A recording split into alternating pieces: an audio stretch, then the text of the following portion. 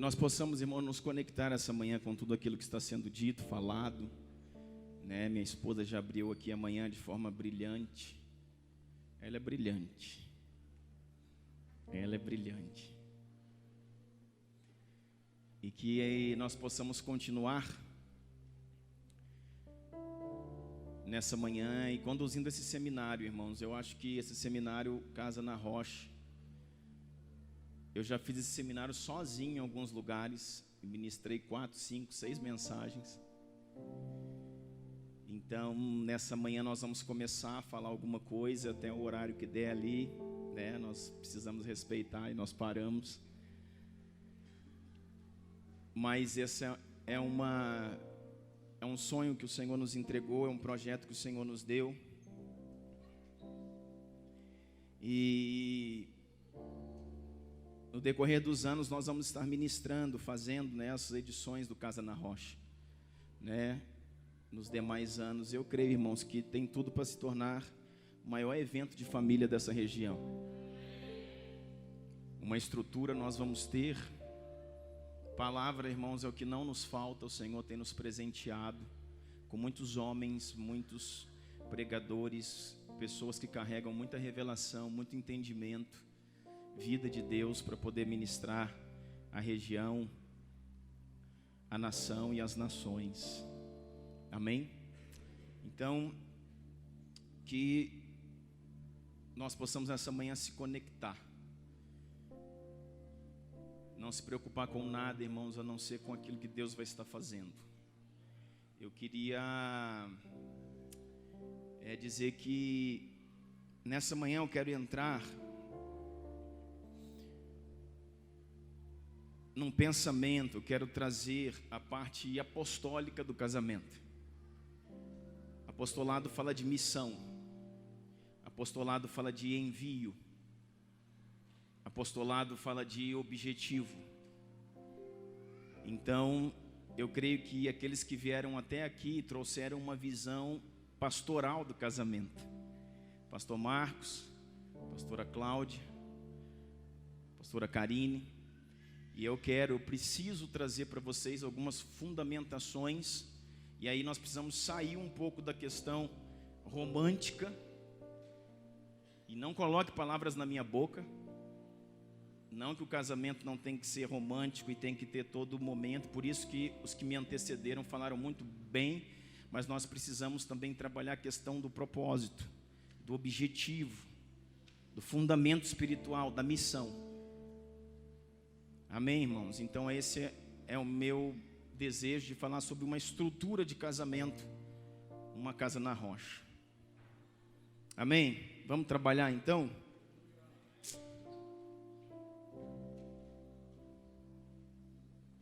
Vou ligar até meu cronômetro aqui, ó.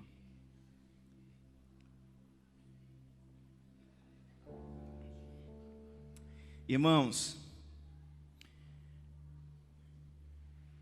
os maiores sofismas da história. Pastor, o que é um sofisma? Sofisma, irmãos, é algo que tem aparência de verdade, mas é mentira. É algo que parece um embasamento para ser verdade, mas é mentira. É algo que é maquiado para parecer verdade. Muita gente então se apega àquilo como sendo uma verdade, uma ideologia de vida, como sendo, sabe, um balizador para a vida, mas é mentira. Isso são sofismas. Os maiores sofismas da história. Satanás quer destruir a igreja. Isso é um sofisma. Satanás quer destruir a igreja. Satanás sabe que ele não precisa destruir a igreja. Basta que ele destrua a família. Porque a igreja não existe sem famílias. A igreja não existe sem famílias. Se nós formos pensar em igreja, corpo místico, em igreja profética, em igreja espiritual, aí sim é o corpo de Cristo. E o corpo que é de Cristo, ele é o cabeça. Então ele vela por esse corpo, e esse corpo é inabalável. Então a igreja espiritual é inabalável. A igreja espiritual é corpo de Cristo. E quem vai mexer com um corpo no qual o cabeça é Cristo.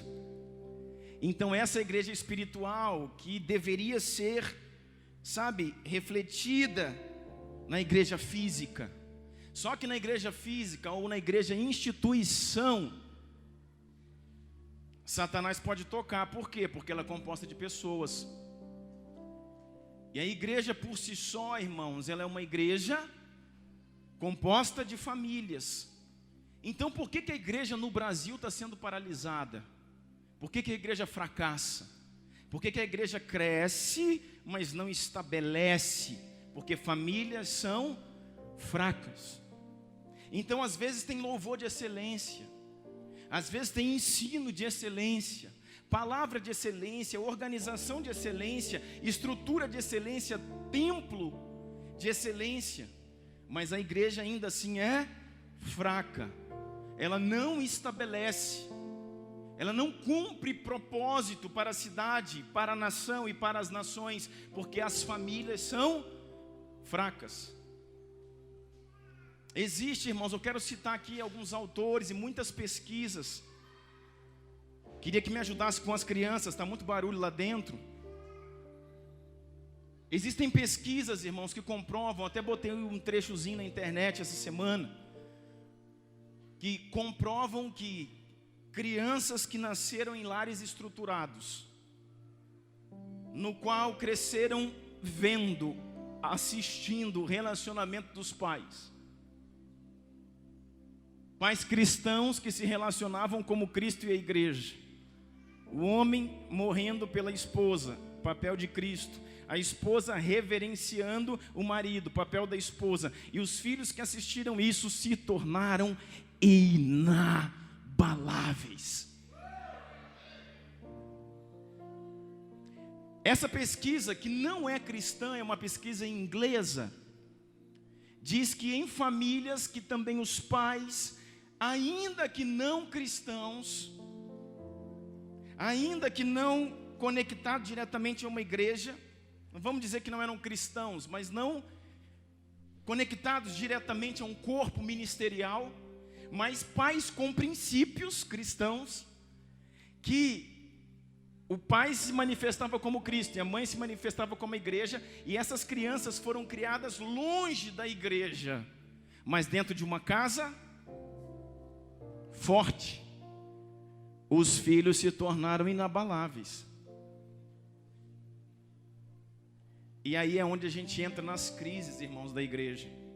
Porque essa mesma pesquisa diz que muitos filhos nasceram na igreja, foram batizados na igreja, passaram por escola dominical, viraram, sabe, irmão, rato de igreja. Desenvolveram na igreja, tocaram na igreja, dançaram da igreja e se perderam. Porque eles eram de uma instituição forte, mas de uma família fraca. Eles eram de um lugar onde tinha uma boa pregação, onde tinha um impacto poderoso de uma palavra, onde tinha revelação saindo do altar, onde tinha escola dominical, onde tinha treinamento, onde tinha dança, onde tinha música, e ainda assim se perderam. O que eu quero dizer para você? Isso para nós, irmãos, às vezes já chocou a sua mente. Eu vim aqui para isso essa manhã. Isso me chocou quando eu li uma pesquisa dessa. Porque está dizendo que ainda que crianças cresçam em lares fortes, ou melhor, em igrejas fortes, mas que dentro da sua casa a família é fraca e os pais, ainda que cristãos, não se manifestam diante de uma geração como Cristo e a igreja, a geração é fraca. E está pronta a se perder a qualquer momento. E pais não conectados diretamente com uma estrutura de igreja, mas que os filhos cresceram na mesa, na comunhão, vendo a esposa e o marido se estabelecer. Foram homens que cresceram, se tornaram homens e mulheres relevantes, e mais na frente encontraram uma estrutura cristã para servir, porque já vieram com uma família de base forte somar com o propósito do reino. E eu falei, Deus, ficou estreito. Sabe por quê, irmãos? Porque nós temos dentro da igreja, às vezes numa igreja que tem tudo certo, mas as famílias não funcionam. E todo problema trazido, irmãos, para dentro de uma igreja, aí recai sobre o pastor, recai sobre a pastora, recai sobre o líder do louvor, recai, irmãos, não tem nada a ver com a igreja, é problema da família. São problemas não resolvidos na família. É a carência da esposa por um marido. Aí transfere a sua revolta para a igreja. É a rejeição do marido pela esposa. Aí transfere o seu problema para a igreja. Porque como a igreja é o hospital, todo mundo vem e transfere para o irmão, para o pastor, para o diácono, que não tratou ele bem, os problemas da família. Quando a família é resolvida, ela entra em qualquer instituição para restaurar. Quando uma família é resolvida, ela entra em qualquer instituição para estabelecer. Nada os tira do foco, porque a família é a base, irmãos, a instituição de Deus. Quantos estão comigo aqui? Satanás sabe então que ele não precisa destruir a igreja, basta que ele possa destruir as famílias. Uma igreja formada por famílias fracas não edificará coisa alguma.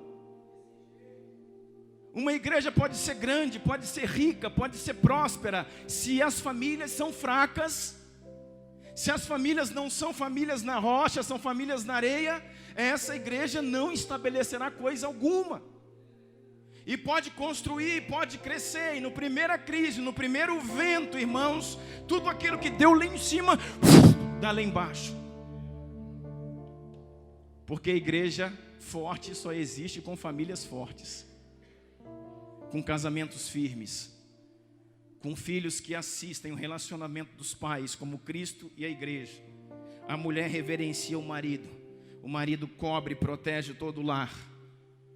Carinho, cuidado, proteção, honra, submissão, reverência, aliança, e os filhos só vendo aquilo ali dizendo: uau, Deus existe.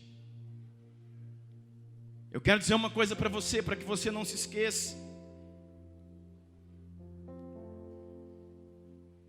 A maior expressão de Cristo e da igreja na terra não é a maior expressão de Cristo e a igreja. A maior expressão de Cristo, deixa eu recomeçar essa frase, a maior expressão de Cristo na terra não é quando uma igreja cresce, não é quando um ministério aparentemente se fortalece. A maior expressão de Cristo na terra não é quando um pregador tem milhares de seguidores, não é quando ele abre um canal no YouTube. A maior expressão de Cristo na terra não é quando um escritor vende milhares de livros, não é quando um pastor se torna relevante. A maior expressão de Cristo na terra é quando um marido e uma esposa manifestam Cristo e a igreja para uma sociedade.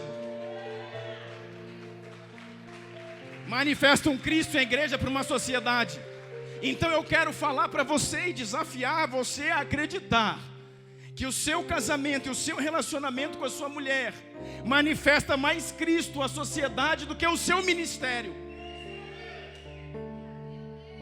A forma como você e sua mulher se relacionam, se manifestam na sua cidade, no ambiente onde vocês convivem, manifesta mais Cristo do que o seu ministério, do que quantas pessoas têm o seu ministério. Quantos homens que eu conheço, pastores que eu conheço, no passado, há 2 a 3 anos atrás, tinham igreja com 1000 pessoas, e agora disseram: pronto, arrebentamos, crescemos. Hoje estão com 50. Por quê? Porque era um movimento de famílias fracas, e famílias fracas não subsistem. E quando nós vamos ver esse tipo de fragmentação da igreja, a primeira casa que se fragmentou foi a casa pastoral.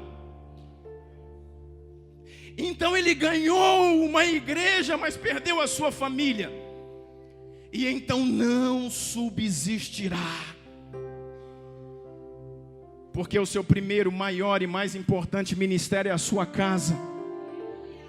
Se ali você não vence, não adianta você ter êxito em nenhum outro lugar. Não adianta você ser profissional bem-sucedido, ter muitas vendas, ter boa empresa, ter isso, ter aquilo. Você tem uma casa na areia, não cumpriu seu principal propósito, seu principal objetivo. Então a maior manifestação de Cristo no meio de uma sociedade não é como uma igreja cresce, isso não quer dizer nada. Não é quando um pastor se torna influente, não é quando livros são publicados, não é quando o canal no YouTube bomba. Pessoas que estão lá hoje com 1, 2 milhões de seguidores, sabe o que vai acontecer? Não estou profetizando, ai de mim, mas alguns daqui a 2, 3 anos estarão desviados. Escreve. Porque, irmãos, todo homem que foi lançado sem uma base familiar por trás não subsistirá. Essa é a maior expressão de Cristo e a igreja. Sofismas, processos da intimidade.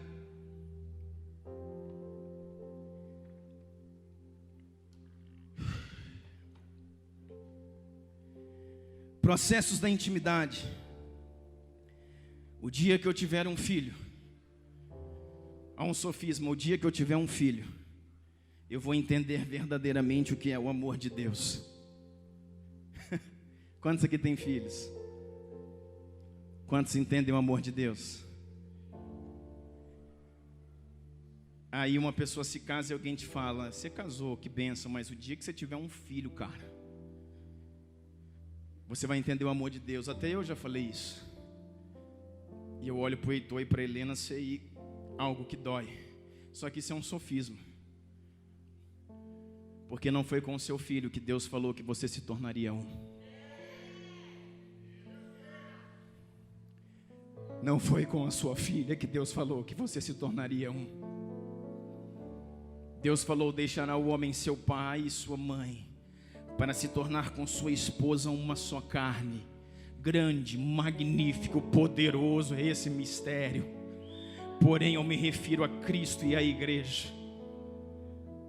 A maior expressão do amor de Deus não está no pai com a filha, não está na mãe com o filho, está com o marido e com a esposa. Eu quero dizer para você, irmãos, processos da intimidade. Você era criatura. Todos nós começamos como criatura, somos feitura dele, Paulo. Feito à imagem e semelhança do Senhor, criatura. Todos aqueles que estão lá fora são criatura. Mas o Senhor diz: todos aqueles quanto receberam, foi dado a eles o poder de serem feitos filhos. Então você começa como criatura, mas pela infinita graça do Senhor, não somos nós que escolhemos a Ele, é Ele que nos escolhe, é Ele que nos alcança, é Ele que nos resgata e nos coloca na mesa. E aí agora nós somos filhos. E aí nós celebramos por isso, cantamos isso, somos filhos, celebramos. Não sou mais órfão, eu sou filho. Porque eu era só criatura, agora sou filho. Agora tenho herança, mas esse não é o auge da intimidade. Cantares capítulo 1, verso 4 diz assim: e o rei, o Senhor, na sua magnitude de graça, encontrando graça em mim, me atraiu para as suas recâmaras. O noivo não leva um filho para as recâmaras, o noivo leva uma noiva para as recâmaras, para a intimidade, nesse lugar onde a igreja se torna esposa, se torna noiva, uma fusão. Cristo e a igreja, você e ele se tornaram um para impactar as nações. Isso é o auge do processo da intimidade. Então a maior manifestação do amor de Deus não está quando eu olho para o Heitor, não está quando eu olho para a Helena, isso, sabe, está quando eu olho para a Karine. Essa sim é osso dos meus ossos, carne da minha carne. Essa sim Essa é minha. Tem gente aí, pastor, que fala que não pode dizer que a mulher é minha, a dele não é dele, a minha é minha. A minha mulher é minha. É a única coisa que eu tenho. Dinheiro eu posso perder amanhã, igreja eu posso perder amanhã, os membros podem ir embora, meus filhos vão casar, o Heitor vai ter uma esposa linda, a Helena vai ter um homem de Deus, mas a minha esposa é minha. É só minha. Então o maior processo, irmãos, do conhecimento de intimidade é você e sua esposa. E por que está falhando? Por que a igreja está falhando? Porque nós não entendemos isso. Porque o maior sentimento que você tem não é para o seu marido, é para o seu filho. Ei, tem alguém aí? O maior sentimento que você tem não é para o seu esposo, é para os seus filhos. Por isso que a igreja está falhando.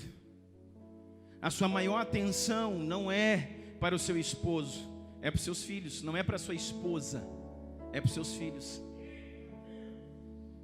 Você vive mais para os filhos do que para o cônjuge. Então quebramos o princípio, o processo da intimidade e da manifestação de Cristo à igreja. Então os relacionamentos na igreja são baseados no amor dos pais para com os filhos. Então a igreja não manifesta Cristo na sua plenitude nas nações. E quando não está com os filhos, às vezes a atenção da esposa é mais para a mãe, é mais para o pai do que para o marido.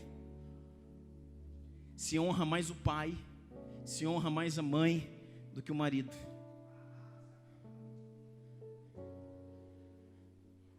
O marido honra mais a mãe. E eu vou te dizer, irmãos, isso parece lá em casa, não acontece não, irmãos. Vigia, porque a linha é fina. Quando você vê, você já está honrando mais. São coisas que na caminhada a gente tem que, consertar. Faz o teste. Pede para sua sogra pedir uma coisa para sua esposa. Não deixa ela saber não. Depois você pede a mesma coisa, ou coisa semelhante. Aí você vê para quem que ela vai responder primeiro. E vice-versa. E vice-versa. O homem precisa ter autoridade sobre a sua casa, e a mulher precisa ser cuidada, protegida e amada. Por isso que a Bíblia diz, irmãos, deixará, princípios de uma casa na rocha, deixará o homem seu pai e sua mãe, se tornará com sua mulher uma só carne. Quantas vezes isso já foi falado aqui por todo mundo, pelo pastor Marquinhos, irmãos? Deixa pai e mãe. Quantas pessoas na igreja, irmãos, vivem enfiados na casa dos pais, moram na casa dos pais, almoça todo dia na casa dos pais, janta todo dia na casa dos pais. Vou te desafiar, é casa na areia. Não fica bravo comigo não, que eu sei que tem um monte aqui. É casa na areia. Preguei o seminário Casa na Rocha em Piracicaba, desafiei as pessoas a entenderem o que eu estava falando. Desci do púlpito, veio um casal novinho falar comigo e dizer assim: pastor, um monte de coisa que o senhor falou aí, cada um sabe do seu casamento, né? Não é bem assim, a gente faz algumas coisas que o senhor falou que não deveria ser, mas está tudo bem entre nós. Eu falei: quantos anos você tem de casado? E eles falaram: 4 anos. Eu falei: daqui a 10 a gente se encontra. Está muito cedo, irmão, para você achar que sua casa é firme. Falei: daqui a 10 anos, quando você tiver lá 14, 15, 20, a gente se encontra. Não mude, e eu não te encontrarei vocês dois daqui a 10 anos. É assim que é o Casa na Rocha fora.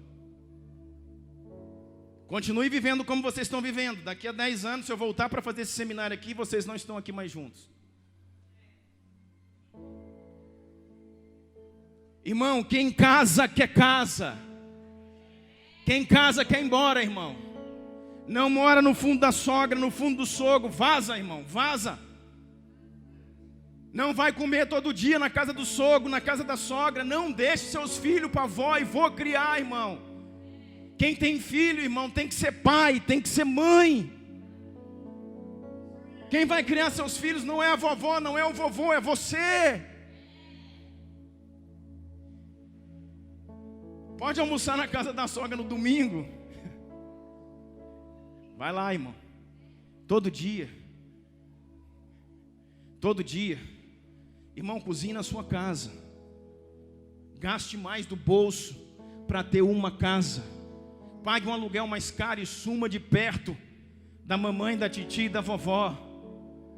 Casa na rocha, compromisso, nome de quem sustenta, de quem suporta. O homem foi criado, essência, todo mundo já sabe disso. Gênesis 2, protetor, provedor e promotor. Aquele que protege, aquele que provê e aquele que promove. Tem muitos homens que estão casados, mas não cumprem papel de homem, ainda tem uma identidade de menino, uma identidade de filho.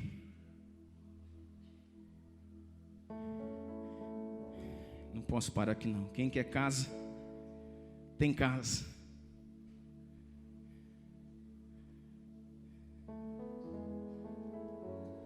Então o que é um casamento? Uma casa na rocha, Mateus 7, 24. Portanto, quem ouve estas minhas palavras e as pratica, é como um homem prudente que construiu a sua casa sobre a rocha. Portanto, diga comigo, quem ouve estas minhas palavras e as pratica, é como um homem prudente que construiu a sua casa sobre a rocha. Tem que ouvir, tem que praticar. Vai embora para sua casa, irmão. Deixará o homem seu pai e sua mãe. Todo marido, toda esposa que vive dentro da casa do sogro, da sogra, ouve o que não precisa, faz o que não precisa, perde tempo de qualidade com a família e com a esposa. A sua família não é seu pai e sua mãe, não é sogro e sogra. A sua família é sua mulher e seus filhos. Essa é a sua família a partir de agora. Mamãe, papai, titia é parente. É parente, parentela. Sua família é sua esposa e seus filhos. Tenha tempo de qualidade com os seus filhos. Saia da casa da sua sogra, do seu sogro, do seu pai, da sua mãe. Vai-te embora com a sua família. Ainda assim, aquela influência que foi gerada lá, de dar palpite, de falar, de requerer, de se meter na vida dos filhos, de se meter na vida da esposa, do marido, ainda vai perdurar por algum tempo. Corte isso, irmãos. Celebre a sua casa como sua casa. Estabeleça a sua casa sobre a rocha, nos princípios que o Senhor estabeleceu. Deixará o homem seu pai e sua mãe. Caiu a chuva, transbordaram os rios, sopraram os ventos e deram contra aquela casa, e ela não caiu, porque tinha o seu alicerce na rocha. E ela não caiu porque tinha os seus alicerces na rocha. Mas quem ouviu estas minhas palavras e não as praticas, é como um insensato que construiu a sua casa sobre areia. Caiu a chuva, transbordaram os rios, sopraram os ventos, deram contra aquela casa, e ela caiu. Já?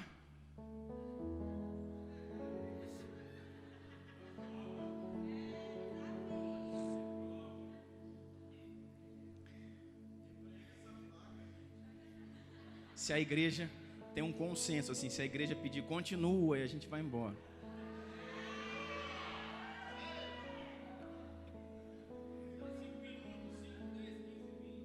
É estreito, hein, Bruno? Pastor Bruno. Provérbios 14, 1. A mulher sábia edifica sua casa, mas com as próprias mãos a insensata derruba a sua casa. Deixa eu falar uma coisa para você, irmãos. Coisas que vocês estão cansados de saber, mas às vezes não entra como uma flecha. E nessa manhã eu queria que entrasse como uma flecha. O homem, irmãos, é o centro da criação de Deus. Se tiver alguma feminista aqui, já até arrepia, já grita. O homem é o centro da criação de Deus.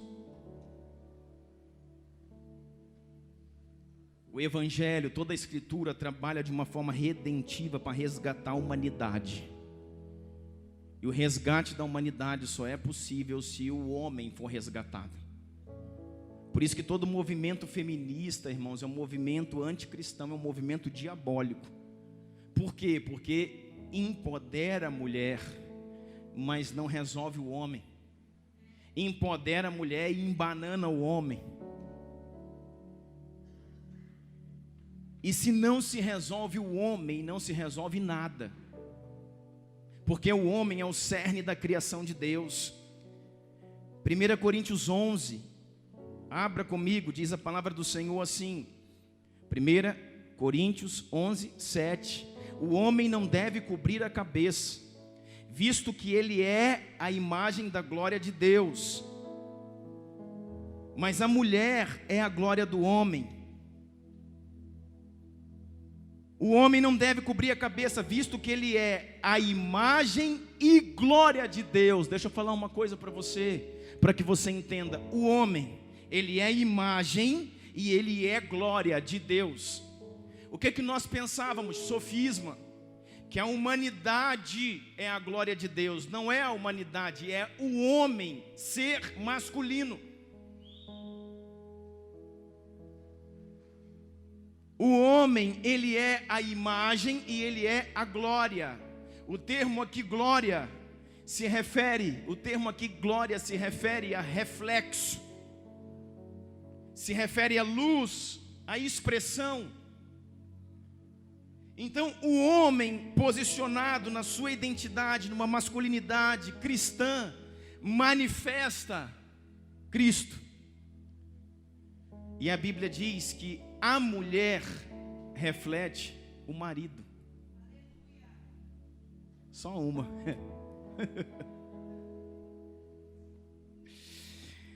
O homem não deve cobrir a cabeça, visto que ele é a imagem e glória de Deus, mas a mulher é a glória do homem. Pois o homem não se originou da mulher, mas a mulher se originou do homem. Além disso, o homem não foi criado por causa da mulher, mas a mulher foi criada por causa do homem. Ou eu fico com a Bíblia toda, irmãos, ou eu posso descartar ela toda. Ou eu fico com toda a Bíblia, ou jogo tudo fora. A mulher foi criada por causa do homem. O homem é o cerne. O homem é o núcleo, o gênese da criação.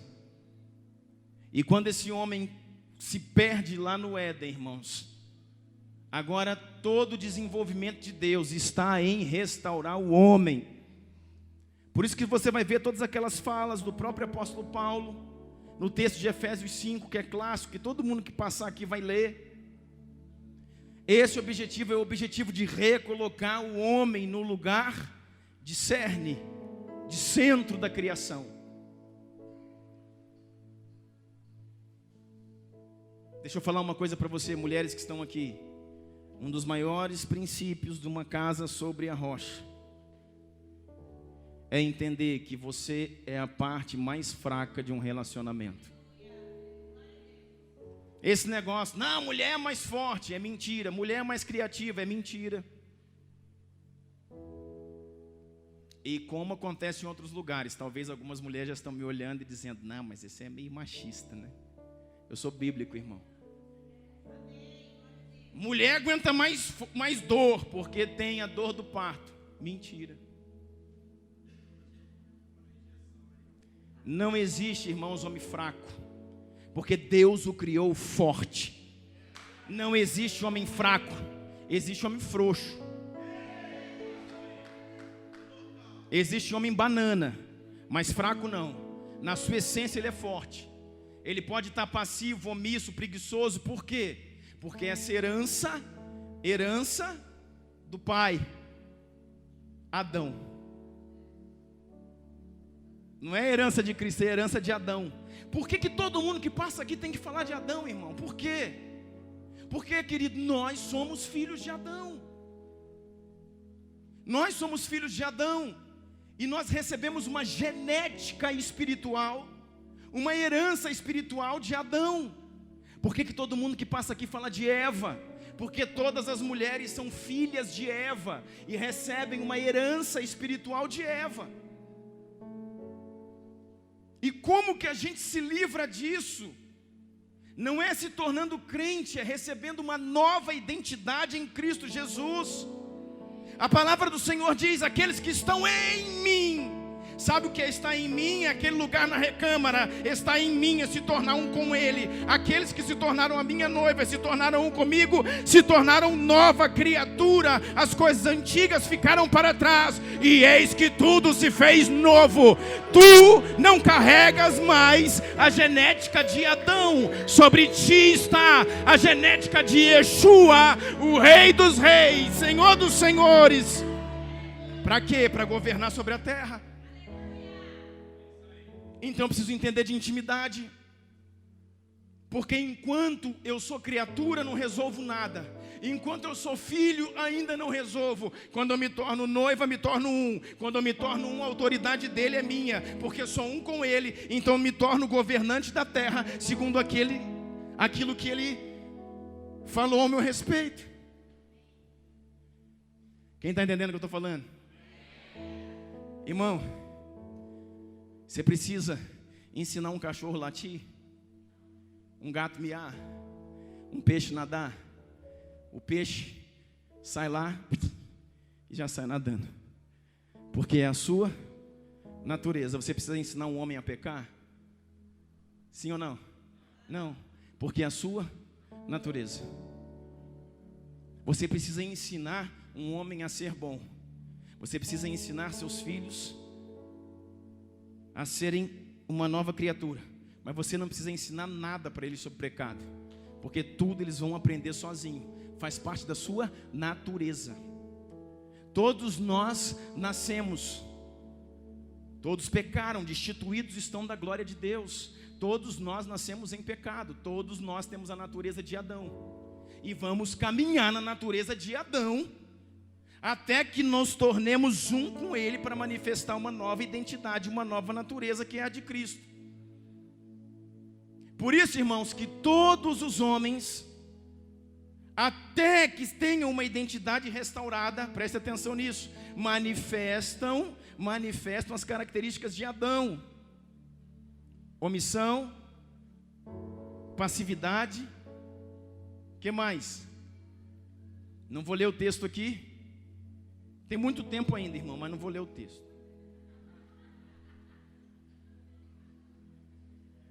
Gênesis, irmãos, capítulo 3, quando o homem pecou. Quem peca é a mulher. Pastor Marquinhos falou aqui. Paulo, escrevendo a Timóteo, diz: a mulher pecou. A mulher foi enganada. O homem não. Sabe por quê, irmãos? A mulher foi enganada. A serpente tinha potencial. Escuta o que eu vou falar para você, irmão. Escuta, vamos resumir tudo. A serpente tinha capacidade para enganar a mulher, mas não para enganar o homem. Ele é o cerne da criação. Então, a serpente vai na parte mais fraca e consegue enganar a mulher. A mulher foi enganada. O homem não foi enganado. Quando a mulher falou para ele: se a gente comer, eu já comi, nós vamos ser poderosos. Ele sabia que não era assim, que tudo aquilo era uma mentira de Satanás, mas ainda assim ele comeu. Aí na visão pastoral é amor, na minha visão apostólica, irmão, é sedução. A mulher foi enganada, o homem foi seduzido. Por quê, irmãos? Porque as características de uma natureza caída que está em todos os homens é omissão, passividade, covardia. Isso antes da queda. Depois da queda, através do juízo que Deus estabelece, machismo e domínio. Então isso é o homem adâmico.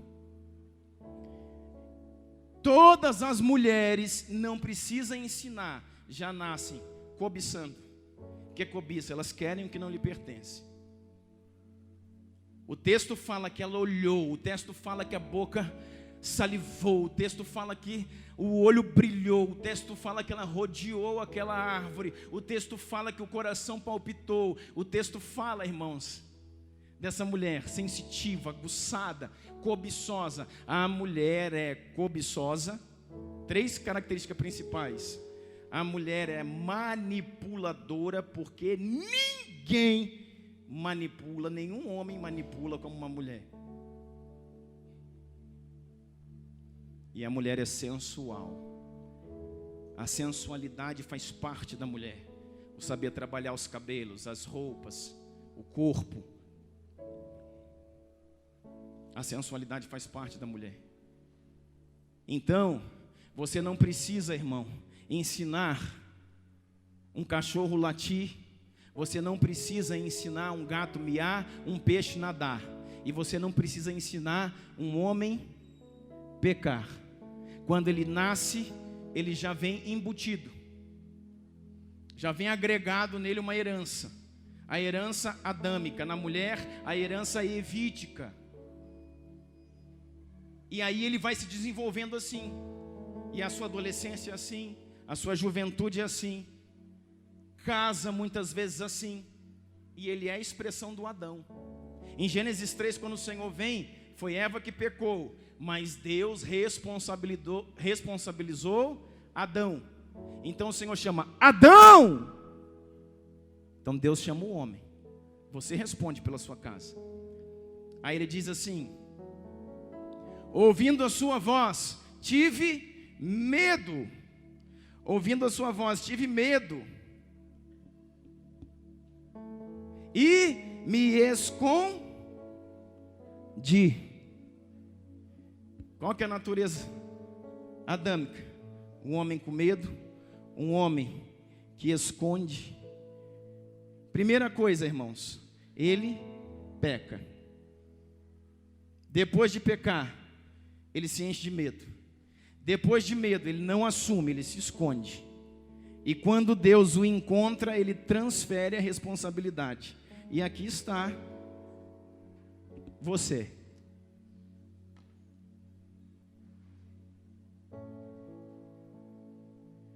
Peca, inconsequentemente, sabendo que está pecando. Depois é tomado pelo espírito de medo. Depois ele se esconde. E quando o Senhor encontra ele, diz: Adão, por que fizeste isso? Ah, eu estava nu. Quem te disse que estava nu? Aí ele: foi a mulher que tu me deste. Transferiu. Isso aí é a figura do homem. E a figura da mulher? Cobiça, sensualidade e manipulação.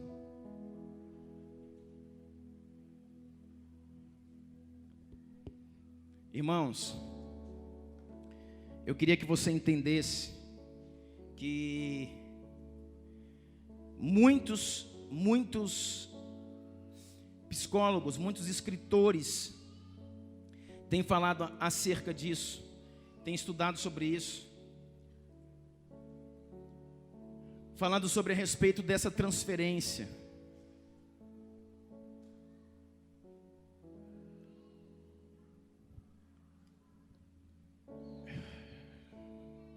Cultural.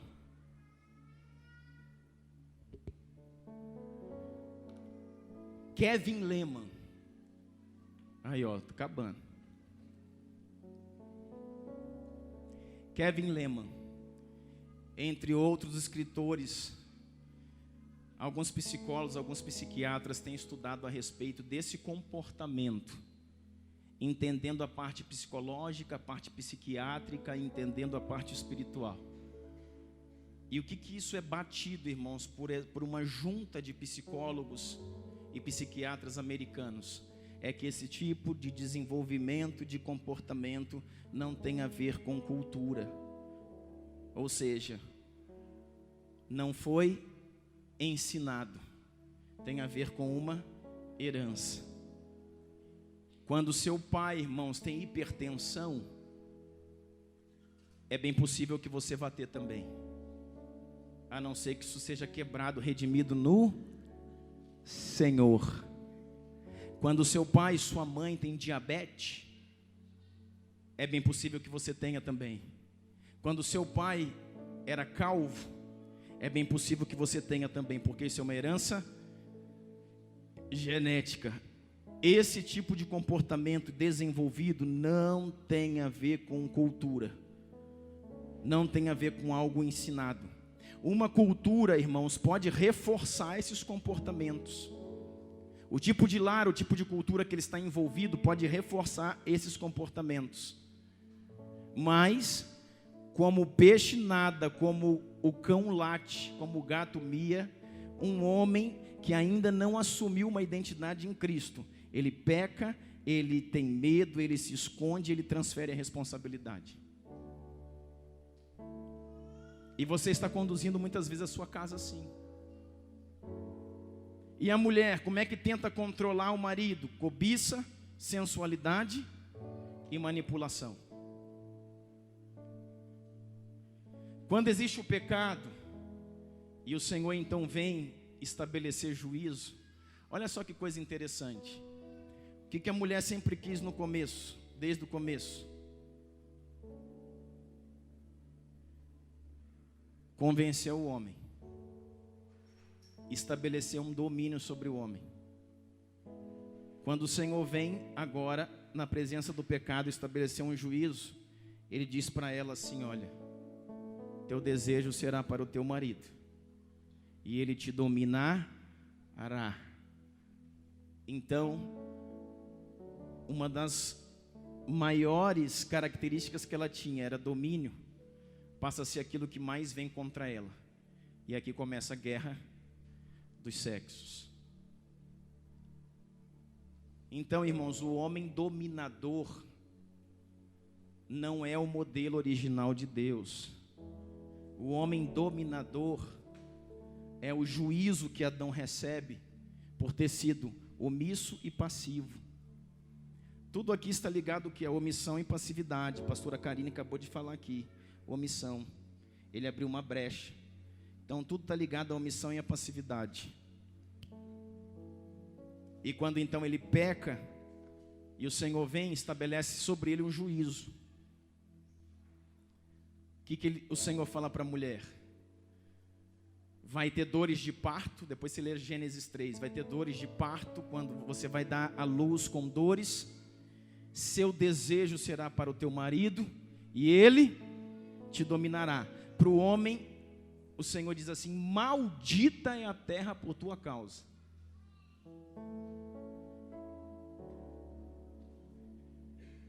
E aí, pastor, se eu não entender isso aqui, eu não entendo Casa na Rocha. Porque aonde se vai se manifestar uma casa na rocha, irmãos? Quando nós conseguimos anular isso aqui tudo. Então eu quero que você entenda só uma coisa. Nós já estamos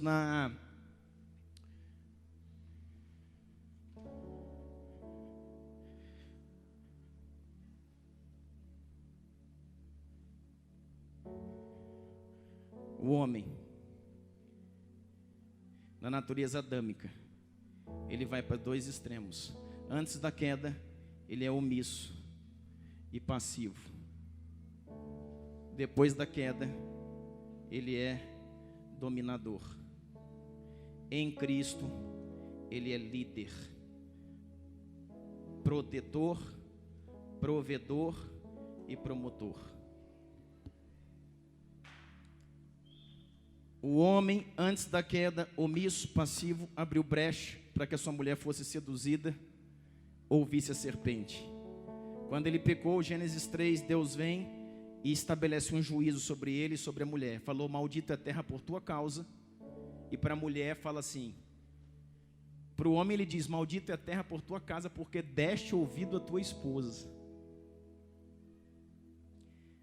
Abra um parênteses, irmãos. Antes de você ouvir sua esposa, ouça o Espírito Santo. Se você não conseguir ouvir o Espírito Santo, consulte a esposa. Mas um homem precisa ouvir a Deus.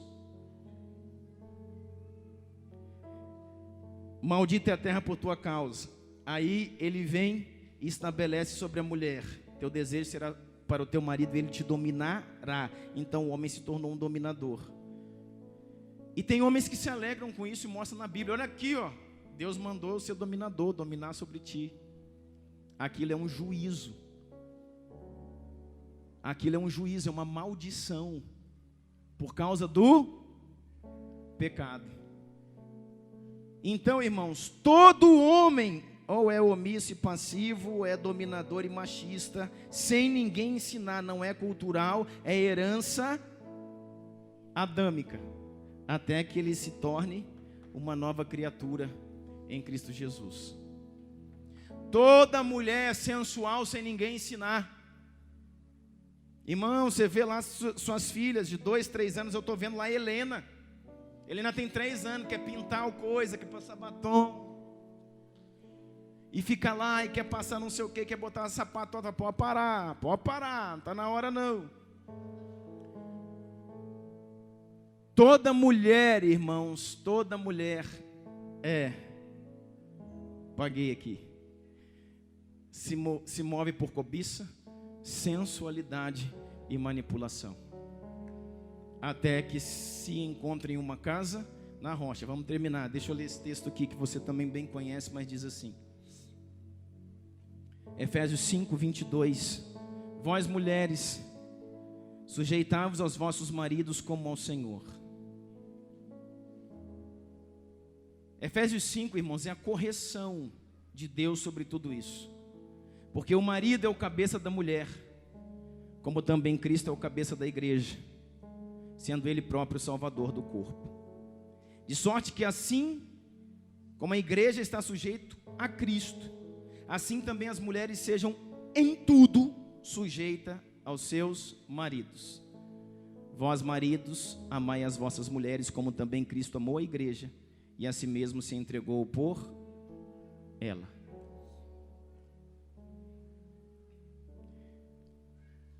Eu quero encerrar com um entendimento. O que é uma casa na rocha? Que nós lemos aqui, uma casa fundamentada sobre a rocha. É aquela casa em cima de princípios, que vem os ventos, que vem os rios, e ela subsiste. A casa na areia, vieram os ventos, vieram os rios, derrubaram aquela casa, e grande foi a sua ruína, a sua queda. Uma casa fundamentada na rocha, quem é a rocha? Quem é a rocha? Cristo. Uma casa fundamentada na rocha é uma casa fundamentada em Cristo. Esse é o princípio espiritual. E o princípio institucional da família. Quem é Cristo na família? Quem é como Cristo na família? O homem. O homem é como Cristo, que morre pela esposa. E a esposa é como igreja, que reverencia o marido. Então, irmãos, uma casa na rocha é uma casa onde uma mulher virtuosa, nós lemos aqui Provérbios, a mulher sábia, ela edifica a sua casa em cima, sabe de quem? Do seu marido. Eu quero que você entenda isso, que é uma casa na rocha. Uma casa na rocha, espiritualmente, uma família fundamentada sobre Cristo. Institucionalmente, uma esposa que edifica sobre o fundamento do marido. No texto de Provérbios, que diz que a mulher sábia edifica, essa palavra edificar é banar, que significa construir sobre uma base correta. E essa base correta que a mulher edifica ou constrói é a missão do esposo. Isso se torna uma casa na rocha. Eu quero terminar dessa forma para que você entenda isso, mulheres e homens que estão aqui. A mulher, ela potencializa a semente do marido. A mulher é como a terra. Aquele que está plantando vai lá e põe a semente, uma semente, e a mulher e a terra devolve daquela semente toda uma lavoura, toda uma colheita. Se você pegar, irmãos, uma semente de mamão e for plantar, dali vai nascer um mamoeiro, e daquele mamoeiro dezenas de frutos. a mulher potencializa aquilo que o marido tem. Esse é o papel da mulher, edificadora. Edificar, irmãos, é construir. Sabe o que eu quero dizer para você, irmãos? O homem numa família tem um projeto. O homem numa família tem um projeto. Se ele é como Cristo, a Bíblia fala que Cristo é o arquiteto, que Cristo é o construtor, é o arquiteto de todas as coisas. No marido está o projeto, no marido está o desenho, e na mulher o potencial de executar aquilo que o marido trouxe. Quem define o sexo dos filhos? O homem ou a mulher? O homem. Então o homem manda ali através da sua genética o cromossomo que define se vai ser macho ou vai ser fêmea. Aí o homem vai e manda só um espermatozoide. A mulher pega aquilo ali e faz uma criança. Pega aquilo que o homem liberou e desenvolve. Dá vida ao projeto do homem. Uma mulher sábia, irmão, sabe edificar uma casa. E uma mulher tola com as suas mãos, com suas próprias mãos, destrói. E o homem precisa entender, querido, que na figura, não de omisso, nem de passivo, nem de dominador, ele foi levantado como um líder. Ele é como o leão, protetor, provedor, encorajador da sua casa. A diferença de uma casa na rocha para uma casa na areia, irmãos, é quando esses princípios se invertem. É quando a família se desconfigura e quando a mulher se torna cabeça e o cabeça se torna costela. E a mulher se empodera e o marido se omite. E aí a casa vai se arrastando até que ela venha ruir. Eu quero dizer aos homens aqui: se levantem, protejam, assumam, guardem a sua casa, protejam a sua família, tome as decisões. Você é a locomotiva que traz os vagões, você é a ponta da lança, você é o que vai à frente, você é o que resolve. Quero terminar, irmãos, acabou meu tempo,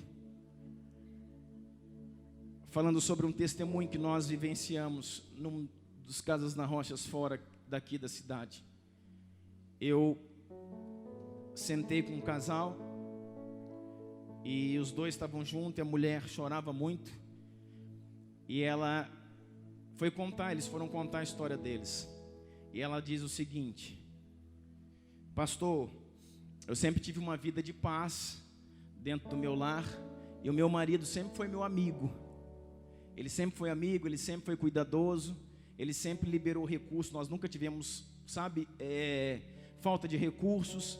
Ele sempre amou os meus filhos, cuidou bem dos meus filhos, e ele também era meu amigo. Olha só, irmãos, linha fina, olha a gravidade do negócio. Então o cara aparentemente um marido perfeito. Ele não traía, ele não cobiçava outras mulheres, amava os filhos, supria a casa, só que ele não era o líder da casa.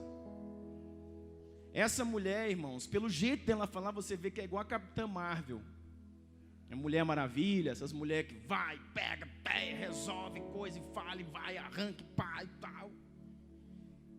Só pelo jeito dela falar, irmão, dela chegar e dela falar, eu falei, e o homem aquele jeito. Um bom homem. Sabe o que aconteceu? Qual que era o problema deles? Ela foi fazer faculdade. Ele não queria, mas ela convenceu. Cobiça, sedução, manipulação. Convenceu o marido e foi fazer faculdade. Na faculdade, ela entrou num grupo de trabalho da faculdade. Tinha 4 mulheres e um homem. E era um homem, irmão, um homem de verdade. E aí 4 mulheres e um homem. Quando eles reuniram a primeira vez, isso ela contando, Ela, acostumada a resolver, estou falando, vamos fazer assim, fazer assado, tal dia a gente reúne e tal. Ele falou, calma lá, que não é bagunçado assim não, aqui eu resolvo. Aqui eu que resolvo. Eu sou o homem aqui desse grupo, vocês aqui, vamos organizar aqui. Aqui eu resolvo. Aí reuniu a segunda vez, falou, o trabalho vai ser na casa do fulano. Não, vai ser na casa do fulano não, nós vamos reunir na casa de ninguém, nós vamos reunir lá no shopping. E foi no shopping o trabalho. Depois, no dia da apresentação, da primeira parte do trabalho, aí ela, fulana de tal que vai apresentar. Não, na fulana de tal não, eu que vou apresentar, eu sou o homem do grupo, eu apresento o trabalho. E apresentaram e eles ganharam nota máxima na turma. Aí teve um problema, irmãos, nas notas, ainda que tinha sido nota máxima, teve um problema lá com a pontuação que foi liberada para eles. Ela falou, eu vou lá resolver com a direção, lá com a professora. Ele falou, não, eu que resolvo. E sabe qual era o pensamento dela desde o início? Que homem mais xarope, mais machista. Você sabe onde acabou essa história, né? Ela falou, aí está um cara que resolve. Sabe onde acabou essa história, né, irmãos? Ela se envolveu com esse homem. Quase largou o casamento e perdeu o casamento, perdeu filhos, perdeu todo mundo. Porque ela falou na frente do marido, quando eu vi, pastor, eu estava vendo nele o que eu não vejo nele. Porque ele é meu amigo, provê nossa casa tudo, mas ele não é líder. Ele não define, ele não decide. Ele não traz a responsabilidade para ele. Ele não protege. E naquele homem que eu olhei e achei nele machismo, e achei nele, sabe, arrogância. Com o decorrer do trabalho, nós ficamos 3 meses organizando esse trabalho. Eu fui vendo que aquele homem era um homem. Algumas vezes ele falou para mim, por que você não descansa? Você é afobada demais, deixa comigo que eu resolvo. E é isso, irmãos, que uma mulher quer ouvir do marido. Deixa comigo, eu resolvo. Eu resolvo. Te aquieta, eu resolvo. Eu decido. Uma mulher precisa de segurança. Segurança. Quando ela é segura, não vai faltar comida, não vai faltar provisão para os nossos filhos, não vai faltar amor e carinho, não vai faltar sexo na nossa casa, não vai faltar. Eu vou te prover em tudo. Descansa, relaxa, eu resolvo. Eu resolvo. Uma mulher que é segurança, um homem que transfere segurança, irmãos, essa mulher se dá a ele. E um homem, encerrando, irmãos, um homem, ele quer receber reverência, porque o homem, irmãos, ele foi criado por Deus para isso, para ser obedecido. Se você elogia seu marido, mas não o obedece, se você dá presente para o seu marido, mas não o obedece, se você cuida bem dos seus filhos, mas não o obedece, então você está roubando a honra do seu marido.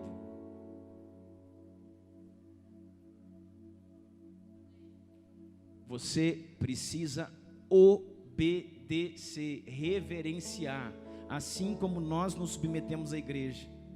Você questiona alguma coisa quando Deus fala? Sim ou não? Então por que você questiona quando o marido fala? Se na sua casa ele é a expressão do Deus vivo. E a Bíblia fala, se submetei em tudo ao vosso marido. Por quê? Porque quando você obedece, você transfere para ele o lugar que o empodera, para que ele seja o homem que você precisa.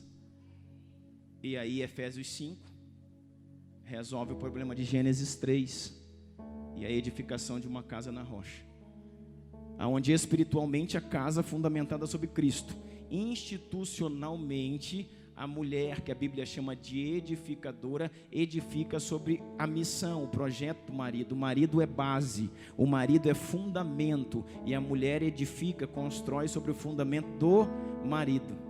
Quando isso se inverte, Quando você trabalha em favor do projeto da esposa, irmãos, vai dar ruim, ainda que por pouco tempo possa dar bem. Amém, irmãos? Que nesses dias, no decorrer de cada mensagem, o Senhor possa ir falando conosco e acrescentando e trazendo isso para nós. Parece às vezes que não é tão simples, irmão, mas vai dar certo. Se entregue. Os homens serão levantados e as mulheres se colocarão nesse lugar. Um homem então tem que prover, cuidar, amar, mas também tem que liderar a sua casa. Porque se ele não lidera, ainda que ele seja provedor, mas se ele não é protetor e líder no seu lar, o lar, irmãos, está desprotegido. Fique de pé comigo.